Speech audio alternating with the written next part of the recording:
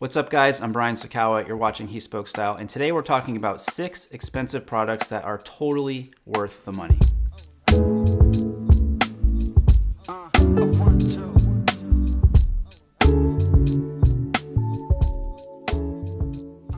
So just to start off, I want to say that just because something is expensive does not necessarily mean that it is a high quality item. There are many things that are vastly overpriced that are simply not worth the money. However, I tend to believe that in most cases, especially when it comes to craftsmanship as well as things that are meant to last, that you really do get what you pay for.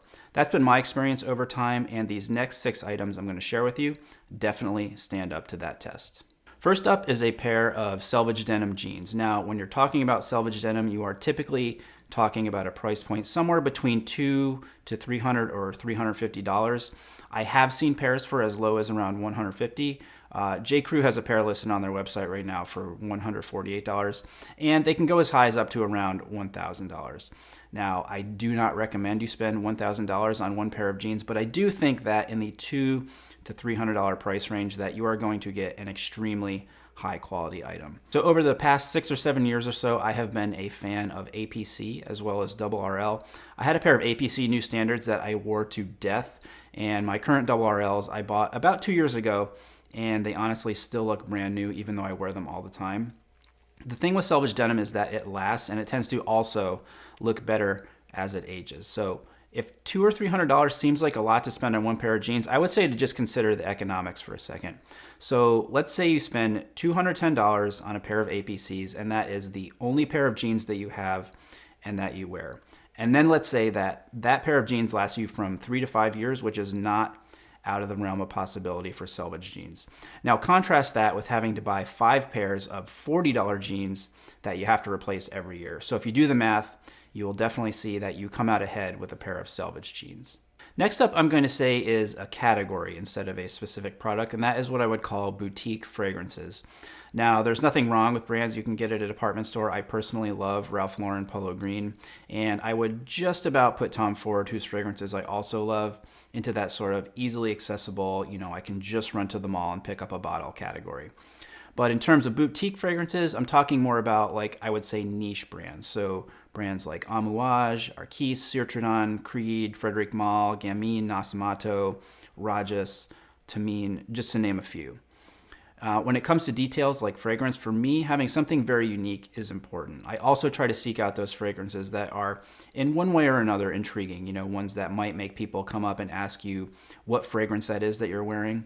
And I have found that fragrances from these smaller or more boutique brands tend to be the ones that do have those more interesting qualities to them. From a price perspective, we're talking, anywhere between $150 to $350 or $400.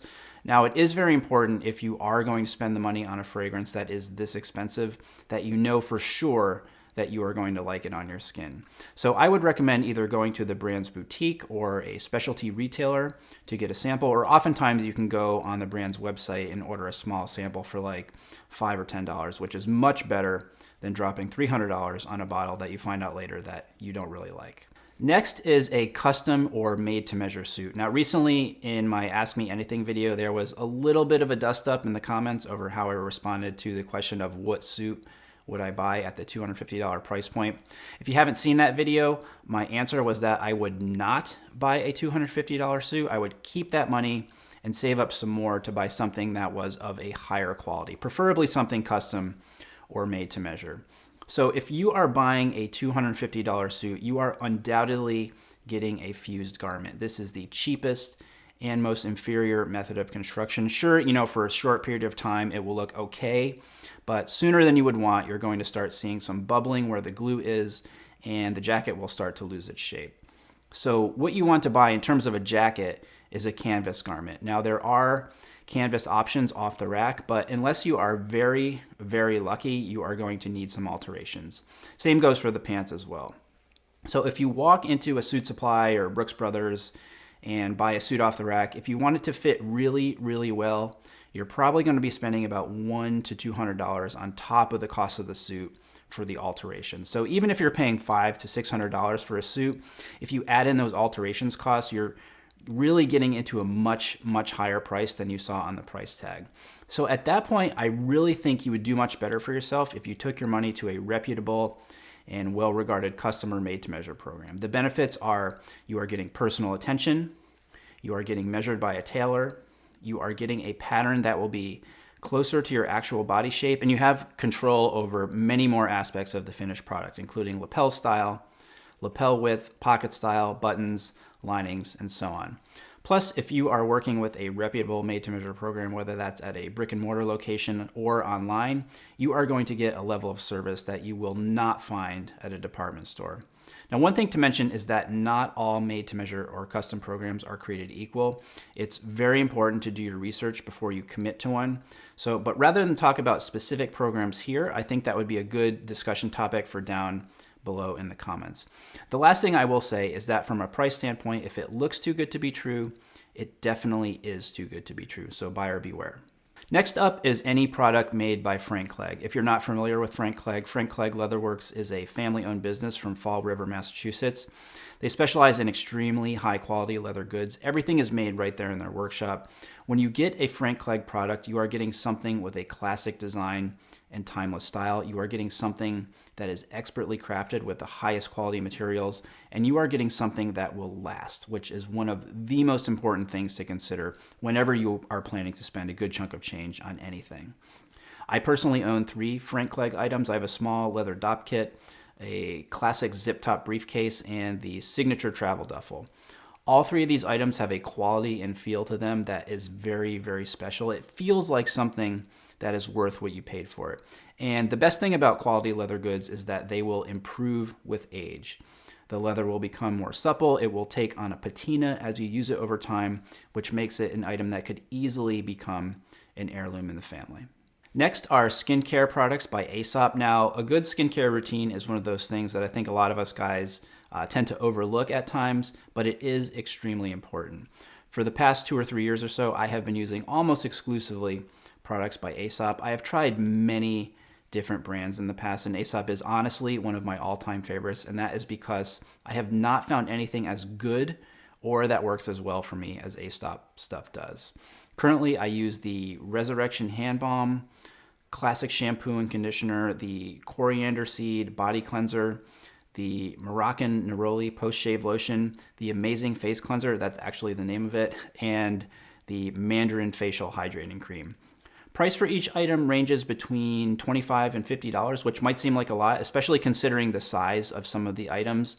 I thought that initially as well, but do not let the size fool you. I can tell you from experience that this stuff will last much longer than the size of the packaging might lead you to believe. My final pick is one of my favorite shoe brands, and that is Belgian Shoes. Not any shoe that calls itself a Belgian shoe, because there are others that call themselves Belgian Shoes and have a similar look, but I'm talking about the original Belgian Shoes at 55th and Park in New York City.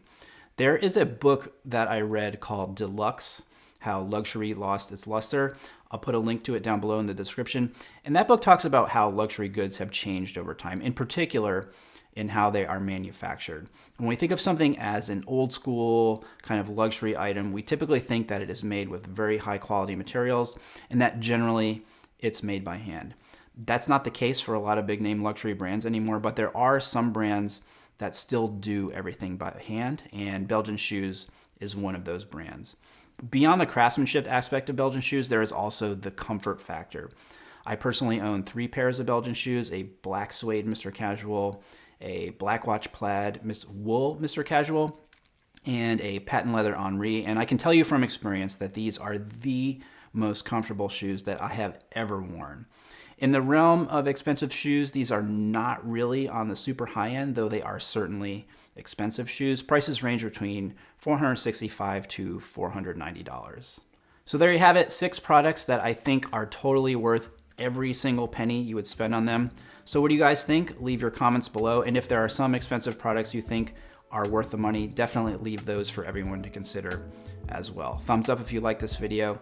Don't forget to subscribe to the channel. And until next time, thanks for watching and stay tailored.